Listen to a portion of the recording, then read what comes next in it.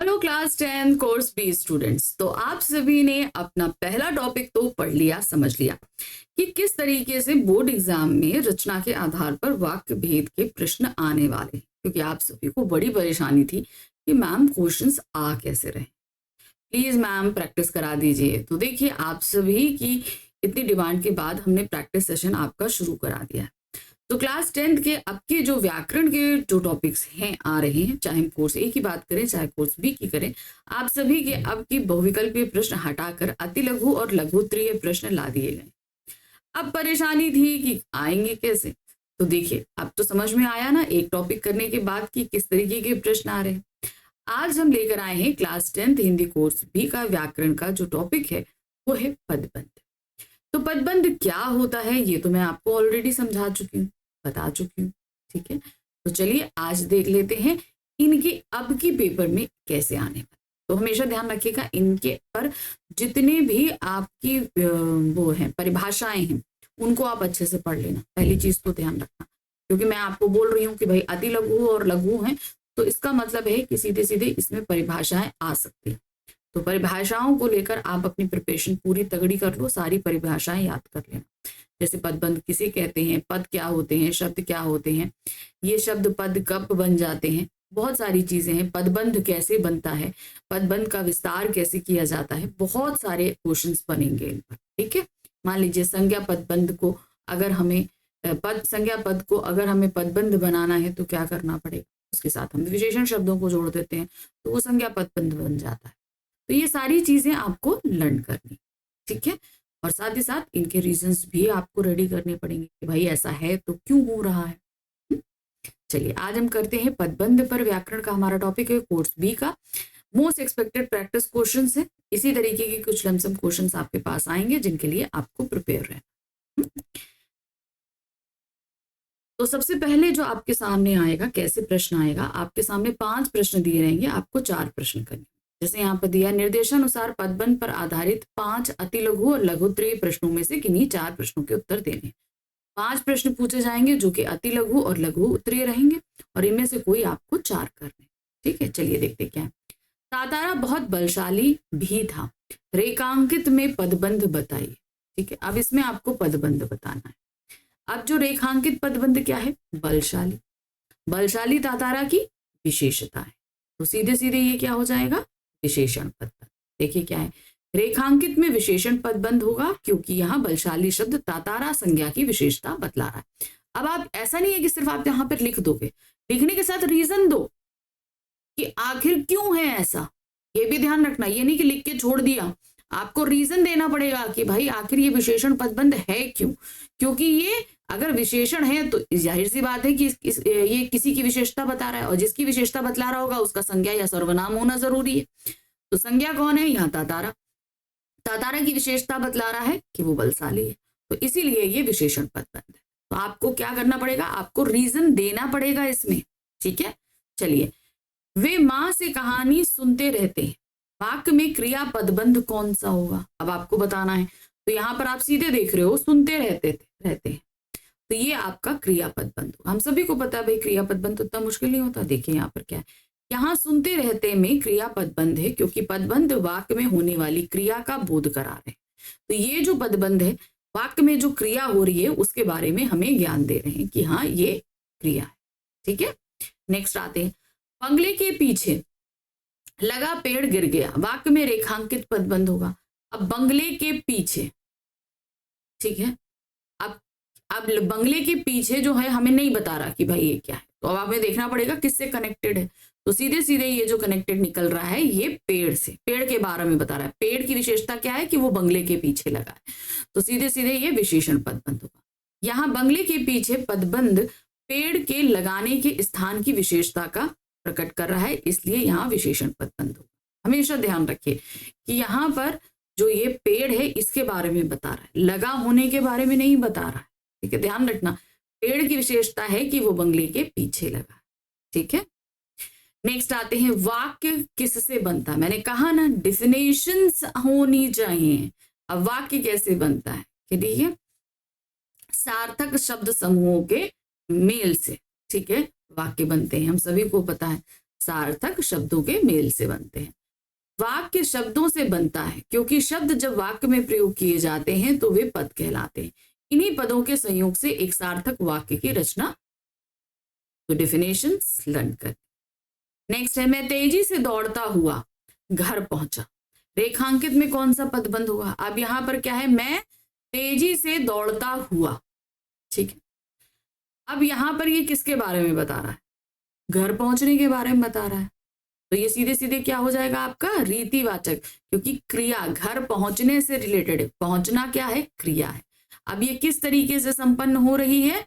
ये बताया जा रहा है तेजी से। अब तेजी हमारा क्या है? रीतिवाचक क्रिया विशेषण है। मैंने आपको बताया था यहाँ पर क्रिया विशेषण कौन सा? रीतिवाचक होता है, कालवाचक होता है, स्थानवाचक होता है और साथ ही साथ परिमाणवाचक भी होता है। तो ये 4 तरीके के क्रिया विशेषण के भेद होते हैं। चलिए आप भेद मत बताना, ठीक है। अगर आपको पता है तो सीधी सीधी बात है कि आप बता देना, लेकिन अगर आपको भेद नहीं बताना तो इतना तो बता देना कि भाई ये क्रिया की विशेषता बतला रहा है तो ये क्रिया विशेषण पदबंध, ठीक है। चलिए फिर से अब 5 प्रश्न आ गए। अब 5 प्रश्नों में से 4 प्रश्न करने होंगे। सुलेमान केवल मानव जाति के ही राजा नहीं थे, सारे छोटे बड़े पशु पक्षी के भी हाकिम थे। रेखांकित पदबंध होगा। अब रेखांकित क्या? छोटे बड़े पशु पक्षी। तो आपको मोस्टली जो ध्यान देना है वो लास्ट वर्ड देना है। यहाँ पर पशु पक्षी, पशु पक्षी क्या है? संज्ञा है।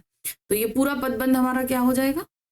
संज्ञा पदबंध, ठीक है। ये क्या है? उपर्युक्त रेखांकित पदबंध में संज्ञा पदबंध है, ठीक है। कौन सा पदबंध है? संज्ञा पदबंध। जीने मरने वाले मनुष्य तो हो सकते हैं पर सही अर्थों में नहीं। इस वाक्य में विशेषण पदबंध क्या है? जीने मरने वाले, ठीक है। अब क्यों? क्योंकि मनुष्य की विशेषता क्या बताई जा रही है? वो जीने मरने वाले। तो यहाँ पर विशेषण पदबंध क्या होगा? मनुष्य की विशेषता जो होगी। मनुष्य की विशेषता है जीने मरने वाले, है ना। तो देखिए क्या, जीने मरने वाले मनुष्य हो सकते हैं पर सही अर्थों में नहीं। इस वाक्य में विशेषण पदबंध है जीने मरने वाले, क्योंकि मनुष्य जो है वो संज्ञा है और उसकी विशेषता क्या है कि वो जीने मरने वाले, ठीक है। तो इस तरीके से ये होगा आपका विशेषण। नेक्स्ट आते हैं, क्रिया विशेषण पदबंध का उपयुक्त उदाहरण दीजिए। अभी हम लोगों ने क्रिया विशेषण का एक किया ना, अब आपको उदाहरण भी देने हैं। चलिए देखते हैं। प्रैक्टिकल आइडियलिस्टों के जीवन में आदर्श धीरे धीरे पीछे हटने लगते हैं।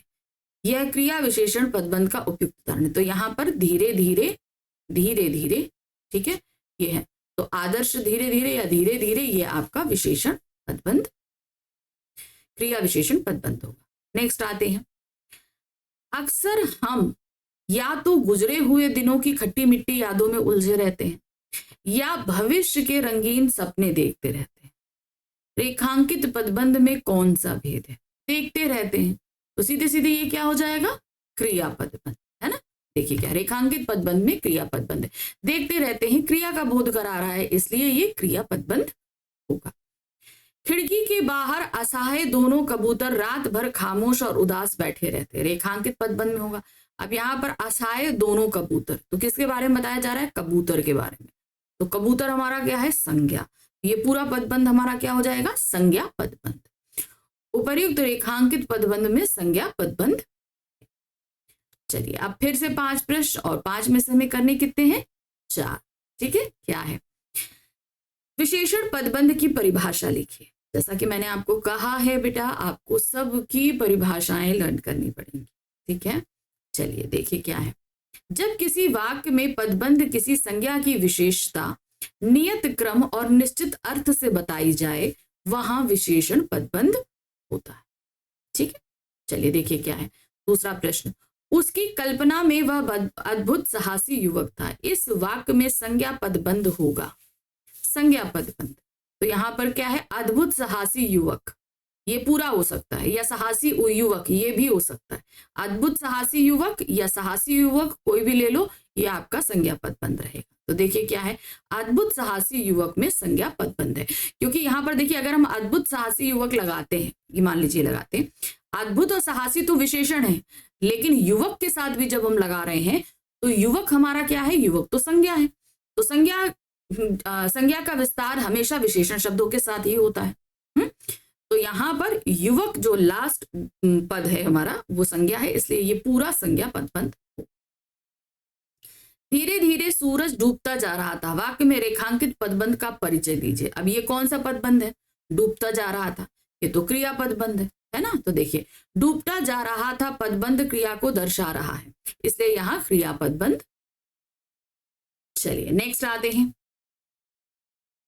वर्तमान समय में मनोरंजन के नए नए साधनों का आविष्कार होने लगा है।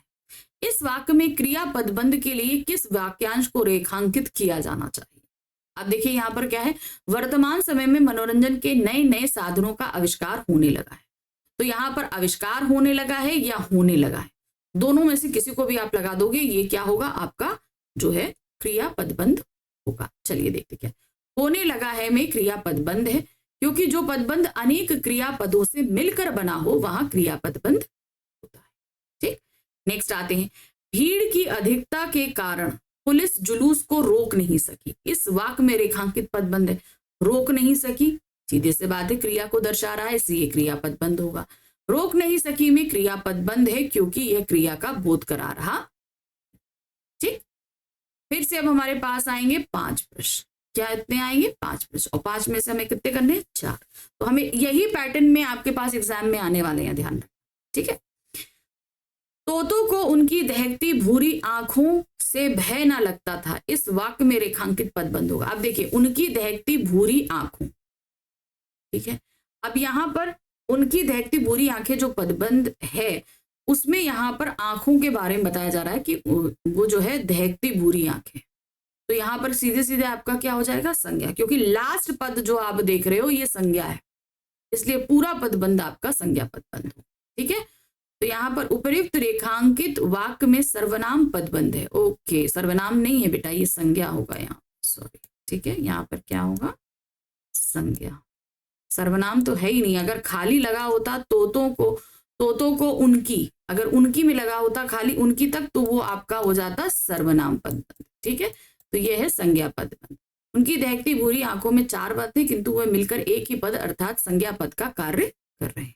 ठीक है, नेक्स्ट आते हैं। मॉन्यूमेंट के नीचे ठीक 4:24 पर झंडा फहराया जाएगा। इस वाक्य में रेखांकित पदबंध का, अब यहाँ पर झंडा फहराने के समय को बताया जा रहा है 4:24। तो क्रिया कितने बजे संपन्न हो रही है ये बताई जा रही है, तो ये होगा कालवाचक क्रिया विशेषण पदबंध। तो देखिए क्या है यहाँ पर, 4:24 पर वाक्य में क्रिया की विशेषता बताने के कारण क्रिया विशेषण पदबंध। अब चूंकि ये समय को बता रही है, इसलिए ये कालवाचक हो जाएगी। ठीक है, नेक्स्ट बढ़ते हैं। वे सिनेमा की चकाचौंध के बीच रहते हुए भी यश और धन लिप्सा से कोसों दूर ही रहे। इस वाक्य में क्रिया पदबंध होगा। अब देखिए जनाब पर, यहां पर है कोसों दूर ही रहे, ये हमारा होगा क्या? क्रिया पदबंध। देखिए, अच्छा दोनों है, यहां पर दोनों हो सकते हैं, कोसों दूर रहे ये भी हो सकता है, और बीच में रहते हुए, ठीक है, चकाचौंध बीच में, तो ये दोनों आपके क्रिया पदबंध है। देखिए यहाँ पर, वे सिनेमा की चकाचौंध में रहते हुए भी यश और धन लिप्सा से कोसों दूर रहे, के बीच रहते हुए भी क्रिया को दर्शाता है, इस कारण क्रियाबंध। आप यहाँ पर दोनों लिखना, ठीक है, क्योंकि ये दोनों रहते हुए भी और कोसों दूर ही रहे, ये दोनों आपकी क्रिया को दर्शा रहा है। तो यहाँ पर ध्यान रखना, ये दोनों ही आप बताना क्रिया में दो आपकी क्रियाएं, क्योंकि संयुक्त वाक्य में हम लोग के पास हमेशा 2 क्रियाएं होती है ना। तो यहाँ पर ये दोनों ही हमारे क्रिया पदबंध हैं। इस तरीके से अगर कोई भी प्रश्न आता है जिसमें 2 सेंटेंस दिए हुए हैं, तो जाहिर सी बात है उसमें 2 संज्ञा हो सकती हैं, 2 सर्वनाम हो सकते हैं, 2 विशेषण हो सकते हैं, 2 क्रिया हो सकती है, और उसने आपसे पूछ लिया कि भाई 2 संज्ञा बताओ, तो आप दोनों के ही संज्ञा पदबंध को निकाल कर बताओगे। इसमें ये थोड़ी सी मिस्टेक है, ये ध्यान रखना। ठीक है, क्षितिज चटर्जी का फटा हुआ सिर देखकर आंख मिच जाती है। इस वाक्य में रेखांकित पदबंध है। क्षितिज चटर्जी का फटा हुआ तक है, तो ये फटा हुआ जो है वो किसके बारे में बता रहा है? ये बता रहा है सिर के बारे में, तो ये विशेषण पदबंध होगा। क्षितिज चटर्जी का फटा हुआ पद 5 पद मिलकर विशेषता दर्शाते हैं, इस कारण यहाँ विशेषण पदबंध होगा। देखिए फटा हुआ तक लगा हुआ है, ठीक है, तो ये किसका? सिर की विशेषता को बतला रहा है। ठीक है, क्षितिज चटर्जी के सिर की विशेषता बतला रहा है, इसलिए यह आपका सीधे सीधे विशेषण पदबंध है।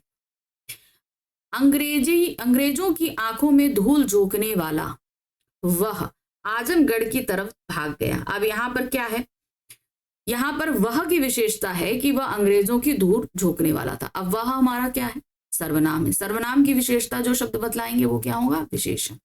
ठीक है, तो यहाँ पर अंग्रेजों की आंखों में धूल झोंकने वाला वह, अच्छा सॉरी ये वहां तक अंडरलाइन है, ठीक है, वह तक है, वह यहाँ प्रयुक्त 8 पद मिलकर सर्वनाम को घोषित करते हैं। ठीक है, तो वही है अंडरलाइन हमने, अगर मान लीजिए इसमें दोनों चीजें हो सकती हैं, अगर वाला तक हुआ तो वो विशेषण होगा और अगर उसके साथ वह भी मिल जाएगा तो वो सर्वनाम हो जाएगा।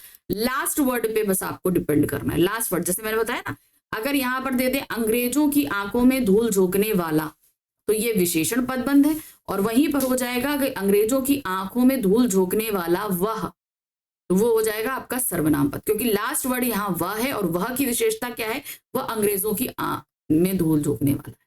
ठीक है, तो इस तरीके से आपको ध्यान रखना होगा कि लास्ट वर्ड कहां तक अंडरलाइन हो रहा है। जैसे इससे पहले वाले में भी हमने देखा क्षितिज चटर्जी का फटा हुआ, तो ये आपका विशेषण पद बंद हो गया। लेकिन अगर हम बोल दें क्षितिज चटर्जी का फटा हुआ सिर, सिर तक अगर वो अंडरलाइन हो जाता तो फिर ये संज्ञा पद बंद हो जाता, क्योंकि ये सिर के बारे में बता रहा था। ठीक है, तो अंडरलाइन कहां तक है इसको बहुत ध्यान से देखते हुए करिए। चलिए आ जाते हैं, अब फिर से हमारे पास 5 प्रश्न हैं। क्या दिया गया है? सॉरी 5 प्रश्न नहीं, नेक्स्ट आ जाइए।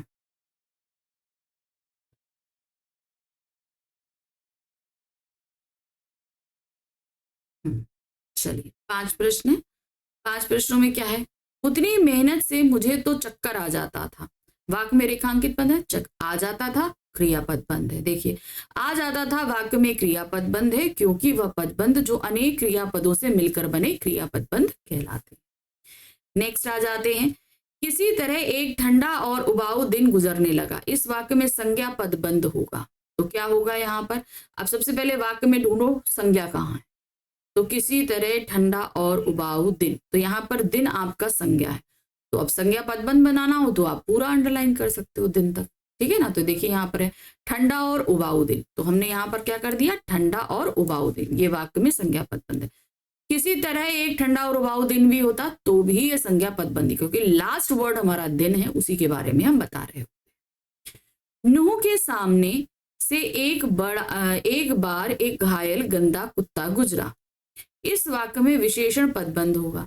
ठीक है, तो यहां पर घायल गंदा जो है ना, ठीक है, एक घायल गंदा या घायल गंदा, ये आपका विशेषण पद, क्योंकि ये कुत्ते की विशेषता बता रहा है कि वो घायल है और गंदा है। तो यहाँ पर उपयुक्त वाक्य में एक घायल गंदा वाक्य में विशेषण पदबंध है। पदबंध में यदि आखिरी पद विशेषण है तो वह पूरा पद विशेषण पदबंध कहलाए। ठीक है, नेक्स्ट क्वेश्चन, तातारा को देखते ही वह जोर से फूट फूट कर रोने लगी। क्या है? तातारा को देखते ही वो जोर से फूट फूट कर रोने लगी। इस वाक्य में रेखांकित पदबंध बताइए क्या है? जोर से फूट फूट कर, अब ये किसके बारे में बता रहा है? ये रोने के बारे में बता रहा है। रोने का है क्या है? क्रिया है। अब ये क्रिया की विशेषता बतला रहा है, तो ये क्या हो जाएगा? क्रिया विशेषण पदबंध। अब रोने की क्रिया किस तरीके से संपन्न हो रही है? फूट फूट कर, इसलिए रीतिवाचक क्रिया विशेषण पदबंध है। कुछ नहीं तो आप इतना तो बता ही सकते हो कि क्रिया विशेषण पदबंध है। ठीक है, वाक्य में जो पद क्रिया की विशेषता बतलाने वाले हैं वे क्रिया विशेषण पदबंध कहलाते हैं। अतः यह जोर से फूट फूट कर पद में क्रिया विशेषण पदबंध। ठीक है, अनुशासन भंग करने वालों में से कुछ दूसरी कक्षा के छात्र हैं। वाक्य में सर्वनाम पदबंध कौन सा है? अब आपको सर्वनाम पदबंध छांटना है। ठीक है, चलिए देखते हैं। अनुशासन भंग करने वालों में से कुछ दूसरी कक्षा के छात्र हैं, तो अब यहाँ पर सबसे पहले पूरे वाक्य में पहले आप बताओ सर्वनाम कहाँ है? जाहिर सी बात है ये कुछ है। ठीक है ना, तो क्या होगा? अनुशासन भंग करने वालों में से कुछ, इस तरीके से लगा लो। देखो क्या, अनुशासन भंग करने वालों में से कुछ वाक्य में सर्वनाम पदबंध।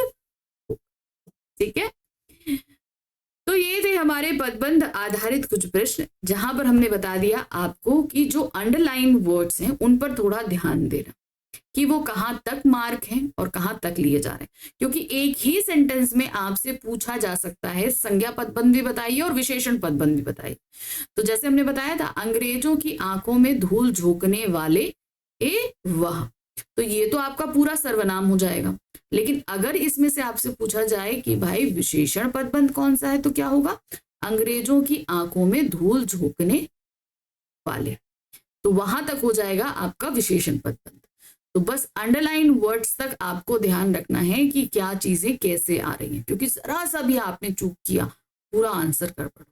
ठीक है, साथ ही साथ आपको सारी डेफिनेशंस लर्न करनी है, जो चीज मैं आपको बता चुकी हूँ ये आपको रखना होगा। और अंडरलाइन के तरीके वगैरह आपको अगर एक्सप्लेन करने को आते हैं तो वो भी आपको बताने पड़े। तो इसी तरीके से आपका अति लघु और लघु उत्तरीय प्रश्न आएंगे, तो उनके लिए आप वैसे ही प्रिपरेशन करिए। तो सबसे पहले आपको करना क्या है, डेफिनेशंस लर्न करना। ठीक है, लर्न करना, लिखना, और सभी के एक एक दो दो उदाहरण अच्छे से कर लेना, क्योंकि आपसे उदाहरण भी पूछे जा सकते हैं। ठीक है, और आंसर्स लिखते समय आपको रीजन भी एक्सप्लेन करने पड़ेंगे कि मान लीजिए अगर ये क्रिया विशेषण पदबंध है तो आखिर क्यों है, ये भी आपको बताना। ठीक है, चलिए मिलते हैं अगली बार फिर से एक नए टॉपिक के साथ। तो अब अगला टॉपिक हमारा रहेगा course 1। Thank you for watching, bye bye.